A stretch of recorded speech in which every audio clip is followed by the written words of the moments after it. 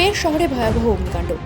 Dumdum Nagerbazar Saratchandra Naidu college সংলগ্ন এলাকায় ভয়াবহ অগ্নিকাণ্ড। বৃহস্পতিবার ভোররাতে গেঞ্জি কারখানা ও গোডাউনে আগুন লাগে। আগুনে পুড়ে গিয়েছে একাধিক গোডাউন। গোডাউনে দাহ্য পদার্থ মজুত থাকায় আগুন খুব দ্রুত ছড়িয়ে পড়ে। ঘন জনবসতিপূর্ণ এলাকা হওয়ায় আশপাশের এলাকাতেও আগুন দ্রুত ছড়িয়ে পড়ে।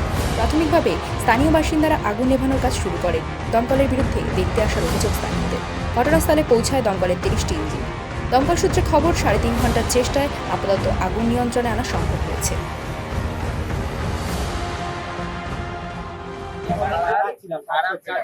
তারপরে মেন কথা আমাদের কারেন্ট যায় 3:25-এ, কারণ আমাদের প্রোডাকশন ব্যাপারে লিখতে হয়।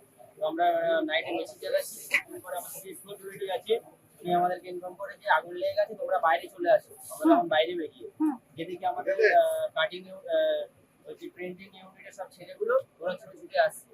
তারপরে ফের আমরা গেছি, এবার যাওয়ার পরে দেখি না সঙ্গে সঙ্গে মানে এত আগুন লেগেছে। মেন আগুন তো হয়েছে এখানে, মানে আমুলের একটা ফ্যাক্টরি আছে ওখান থেকে।